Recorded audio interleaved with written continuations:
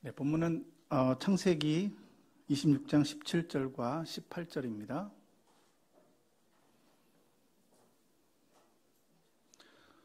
창세기 26장 17절과 18절 말씀입니다. 같이 읽겠습니다. 이삭이 그 곳을 떠나 그랄 골짜기에 장막을 치고 거기 거류하며 그 아버지 아브라함 때에 팠던 우물들을 다시 팠으니 이는 아브라함이 죽은 후에 블레셋 사람이 그 우물들을 메웠음이라. 이삭이 그 우물들의 이름을 그의 아버지가 부르던 이름으로 불렀더라. 네. 오늘 설교는 오늘 본문을 먼저 좀 해석을 한 다음에 두 번째는 이 본문이 갖고 있는 교회를 살리시는 하나님의 방식이 어떻게 이루어지는지에 대한 결과에 대해서 좀 살펴볼 겁니다. 먼저 시작하기 전에 지지난주였죠. 지지난주에 베델에 대한 야곱의 인생을 통해서 하나님께서 베델로 그를 이끄시고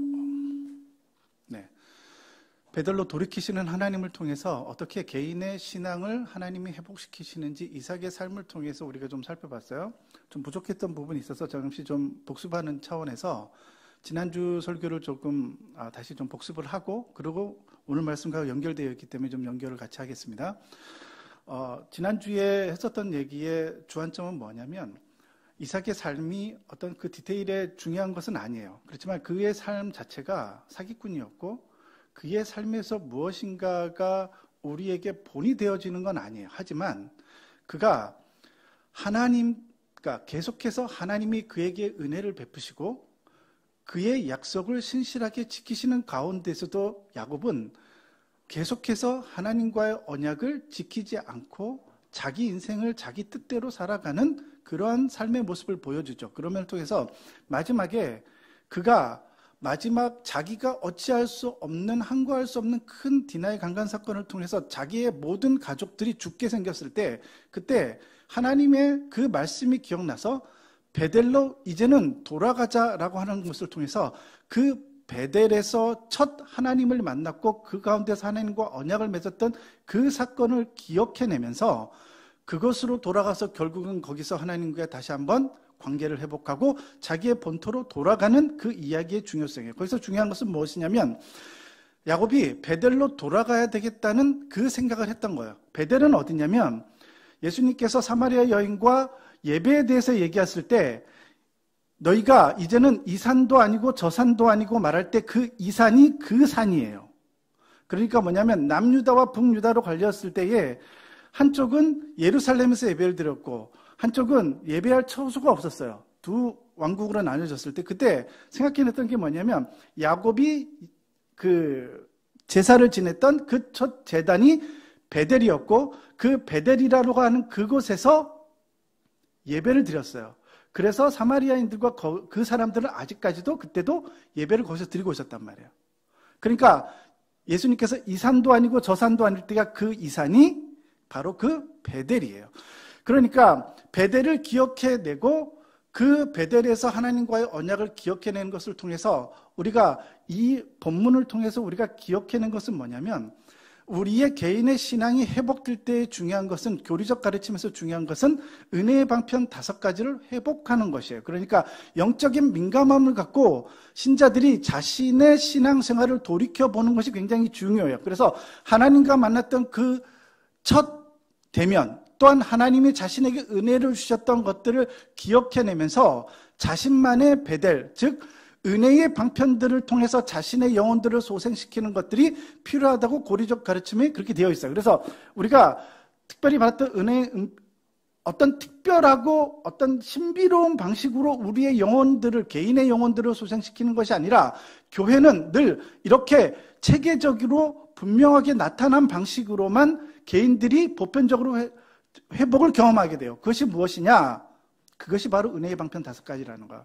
공예배에 참여할 것, 그 다음에 규칙적으로 성경을 읽을 것, 그 다음에 규칙적으로 기도를 할 것, 성만찬에 참여할 것, 성도들과 신령한 교제를 나눌 것, 이러한 5가지 방편을 통해서 우리 안에서 은혜가 되살아나도록 하는 것이죠.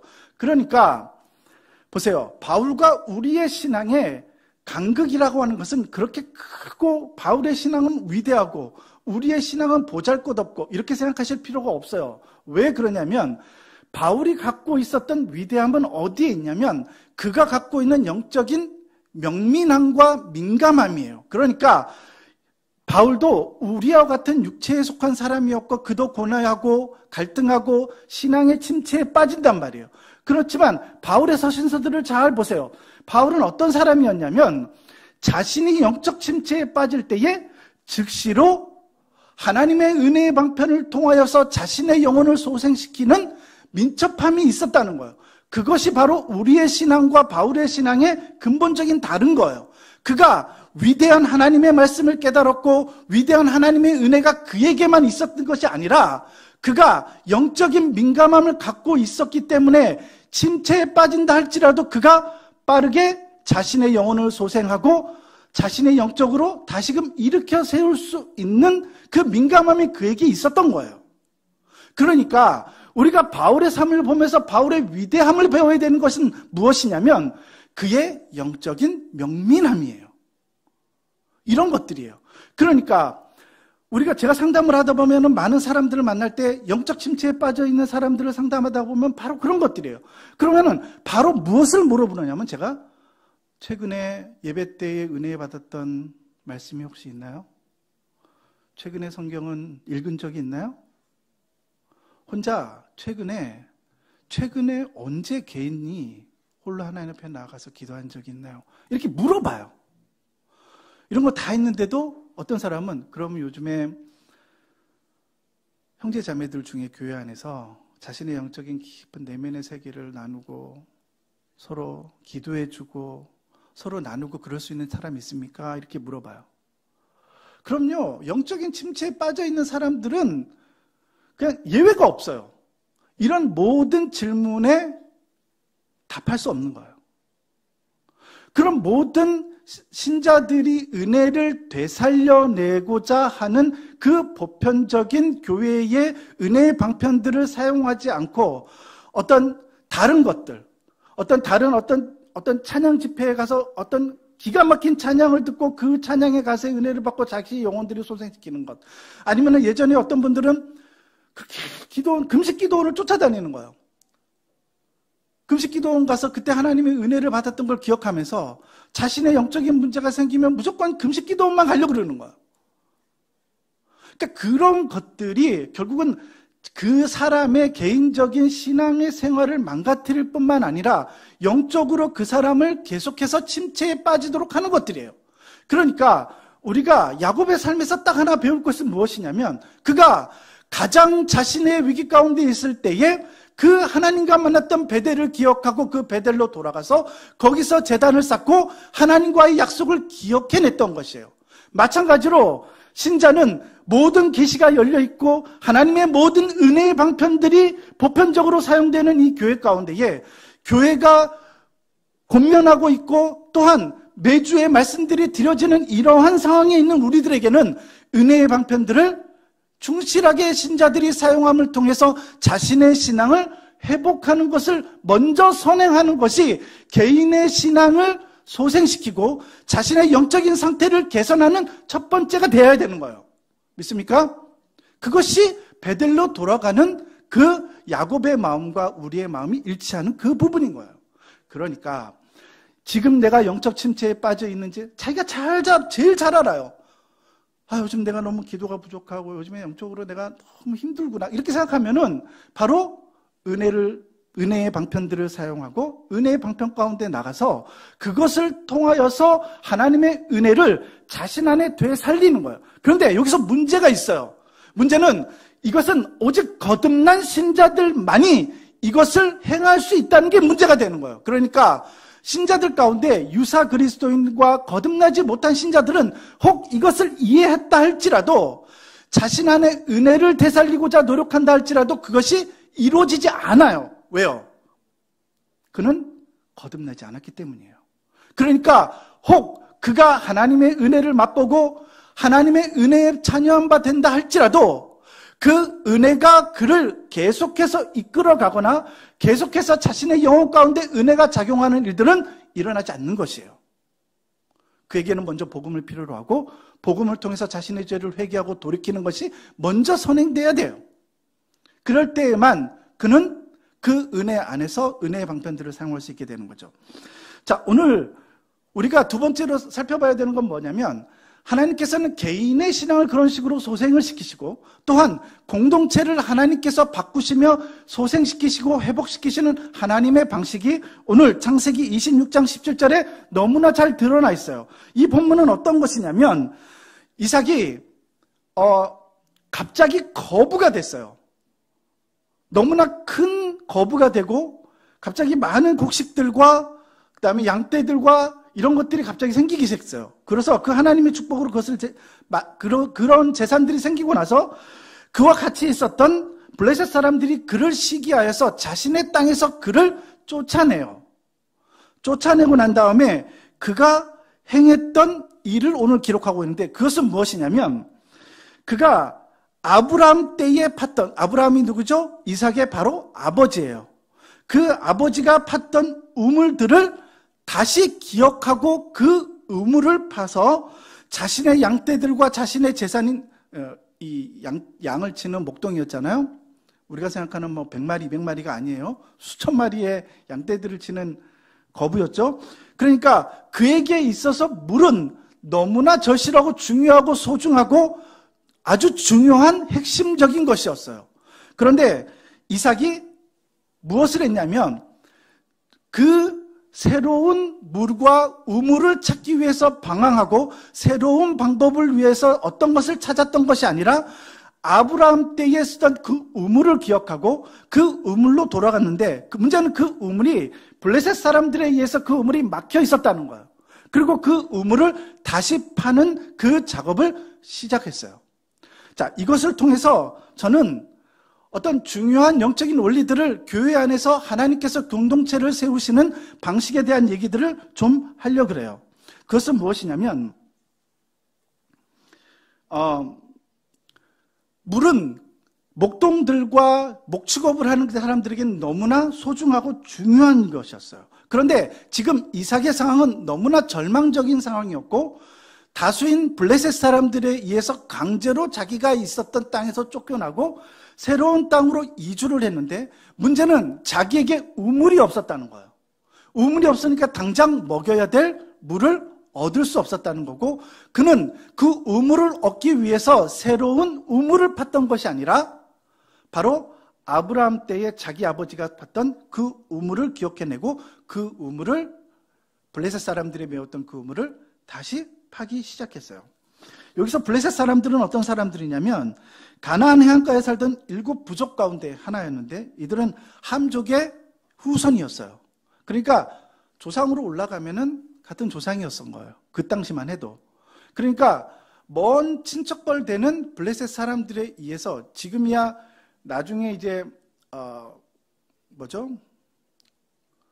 출애굽을 한 다음에 가나안 족속들과 블레셋 사람들이 전투를 벌이지만 이때만 해도 먼 친척벌 되는 사람들이 블레셋 사람들이었어요. 그러니까 우리는 블레셋을 언제 기억하냐면 광야에서 출애굽한 다음에 출애굽을 해서 광야에 산 다음에 광야에서 가나안 정복할 때 싸웠던 그 블레셋만 기억하고 있는 거예요. 근데 이때에는 그렇지는 않았어요. 그래서 이 함족의 후손이었던 이 블레셋 사람들 가운데서 나와서 자신의 이제 어떤 영토들이라고 해야 되나? 자기들의 어떤 서식처를 만들어가는 거죠. 그런 가운데 우리가 어떤 것들을 기억해야 되냐면 교회는 영적으로 침체되고 영적으로 쇠퇴하고 영적으로 무엇인가 우리에게 소생해야 되는 것들이 필요할 때 그러니까 영적으로 바로 시급한 문제들, 그러니까 영적으로 바로 우리가 되살아나야 되고 우리가 뭔가 소생이 필요하다고 느낄 때에 우리는 즉시로 많은 교회들이 어떤 새로운 방법들, 새로운 행사들, 어떤 새로운 것들을 통해서 그 문제들을 해결하려고 그래요. 멀리 돌아가지 않아도 제가 여러분 나이였을 때, 청년 때에 한국 교회를 휩쓸었던 큰 문화가 뭐였냐면 이웃 초청 잔치라는 것이었어요. 혹시 기억나시는 분 있나요? 네, 기억나지 안 나시죠? 여러분들, 제가 여러분들 나이 때 그것이 한국교회 전체 안에서 광범위하게 교회 안에서 일어났던 일들이에요. 그러니까 뭐냐면 교회가 영적으로 침체했을 때 교회를 되살리는 것들이 부흥회라고 하는 수단을 통해서 부흥회를 열고 그 부흥회도 안 되니까 또 무엇을 했냐면 연예인을 불러다가 연예인한테 설교할 수 있는 기회를 주고 그 사람이 복음을 전하는 것들, 물론 그런 것도 가끔 필요해요. 왜냐하면 그런 연예인들 중에 복음 전도 아주 잘하는 분들 많거든요. 그런데 그런 것들이 하나의 유행처럼 번짐해서 모든 교회들이 그런 일들을 행했다고요. 왜 사람들은 그런 마음을 가지고 그걸 행했을까요?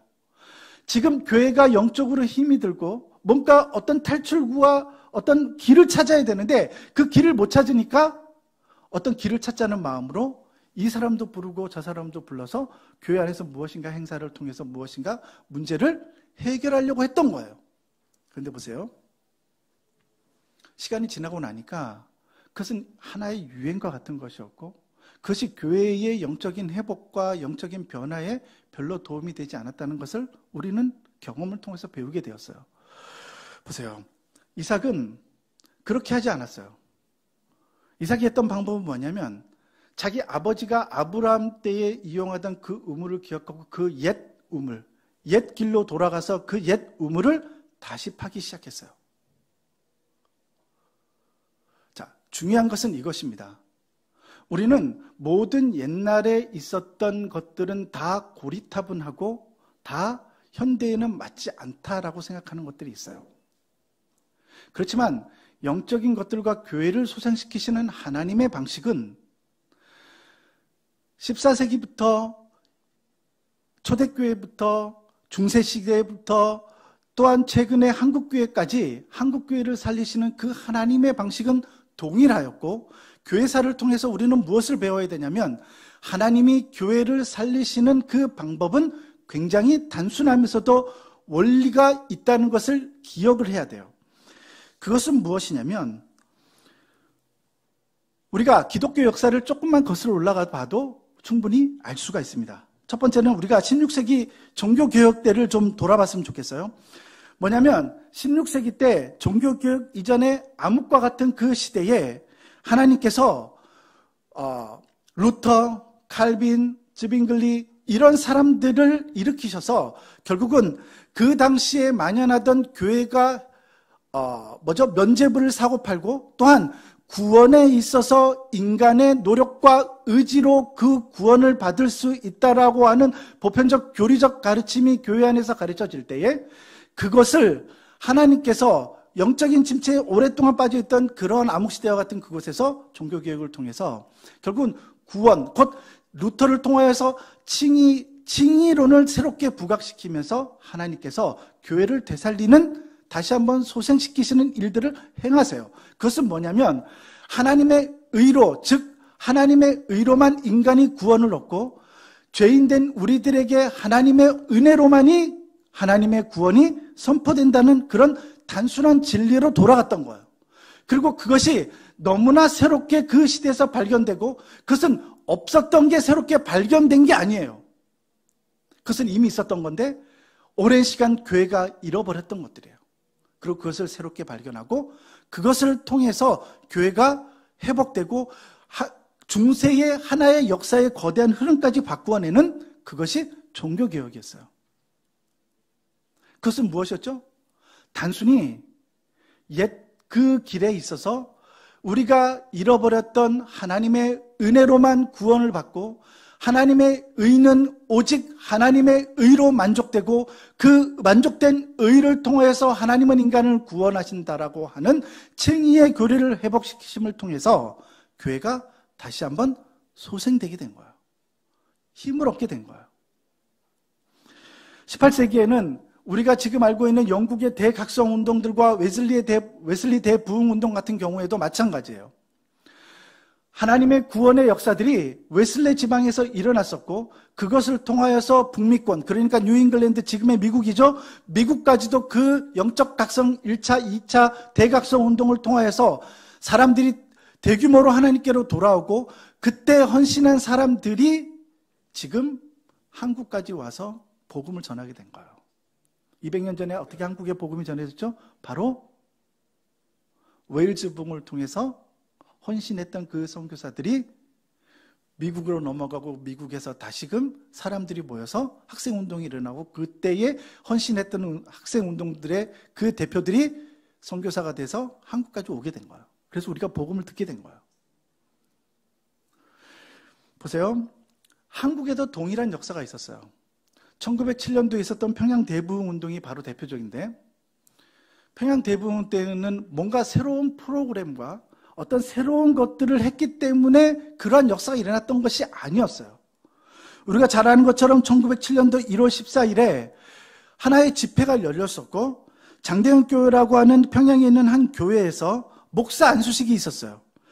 길선주 장로라고 하는 그분이 목사로 안수식을 하는 가운데서 1,500명의 사람들이 그 장대현 교회에 모여서 그 목사 안수식 예배에 참여했었어요. 근데 그때 길선주 장로님께서 자기는 예배 가운데서 이 목사 안수를 받을 수 없다고 회개하면서 나아가서 자기가 이전에 저질렀던 죄에 대해서 회개하게 되었어요. 그것이 뭐냐면 자기 친구 중에 아주 친한 친구가 죽으면서 자신의 젊은 부인을 자신한테 부탁하면서 유언을 남기고 죽었어요. 근데 그 자신의 그 친구를 위해서 재산을 정리해서 그 부인에게 줘야 되는데 그 중에서 $100가 되는, 지금으로 치면 엄청나게 큰 돈이었겠죠. 그 당시 $100니까 한 1,000만 원 넘게 되는 그런 돈들을 자기가 착복해서 자기가 개인 돈으로 썼던 일들에 대해서 회개하면서 나는 이런 목사 안수를 받을 만한 사람, 자격이 없는 사람이라면서 그 목사 안수를 받지 않았어요. 그러면서 회개하면서 그 회개를 통하여서 그것이 도화선이 되어서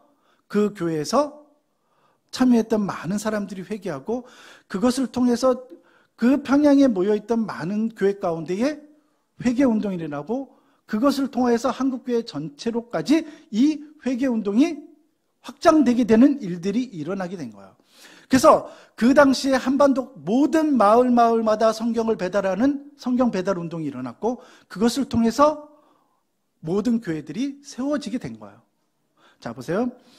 제가 왜 이 말을 드리냐면 우리는 교회를 소생시키시는 하나님의 방식에 대한 문제를 얘기를 하고 있는 거예요.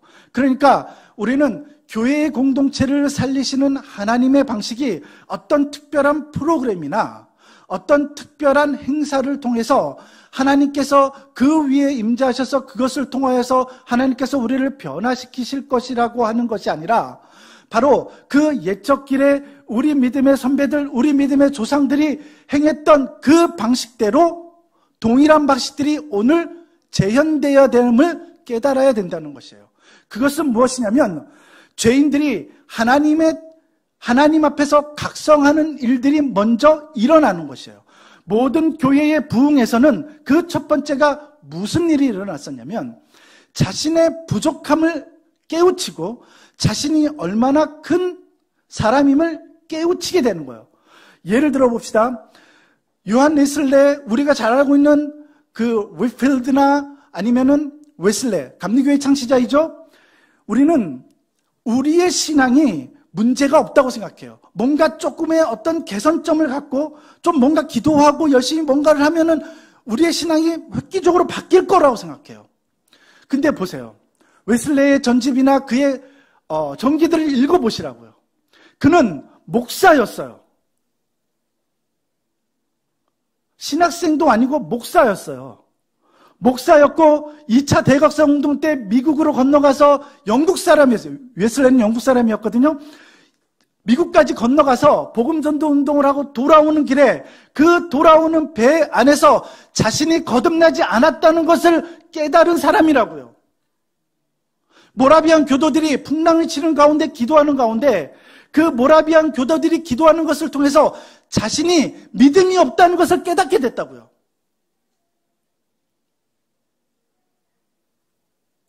우리가 잘 알고 있는 루터를 보세요. 그는 신학 박사였고 교수였어요.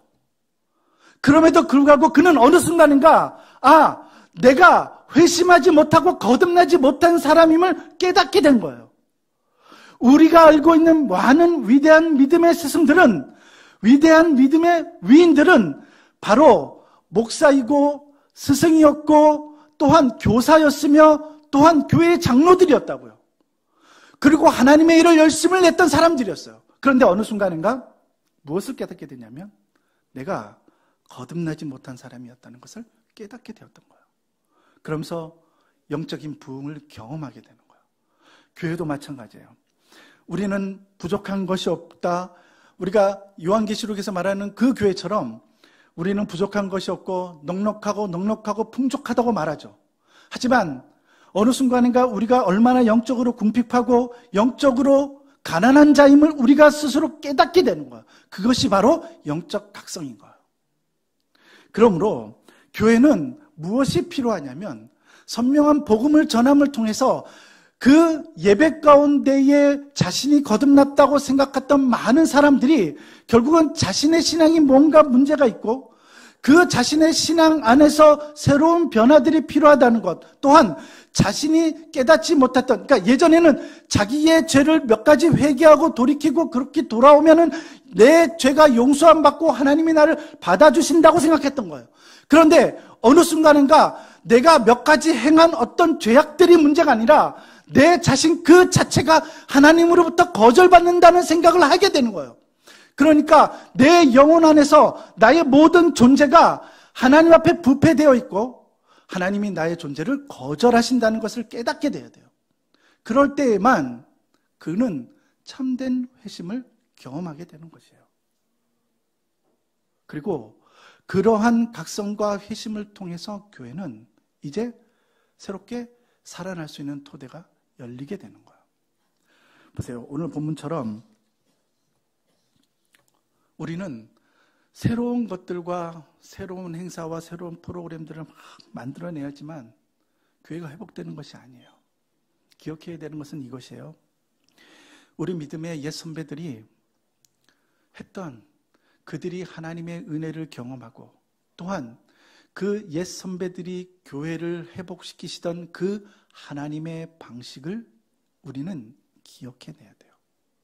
마치 이삭이 아브라함의 그 우물을 다시 팠던 것처럼 우리의 생명은 거기에 있고 우리가 중요하다고 생각하고 지금 우리가 소생할 수 있는 길이 거기에 있다는 것을 깨달아야 돼요.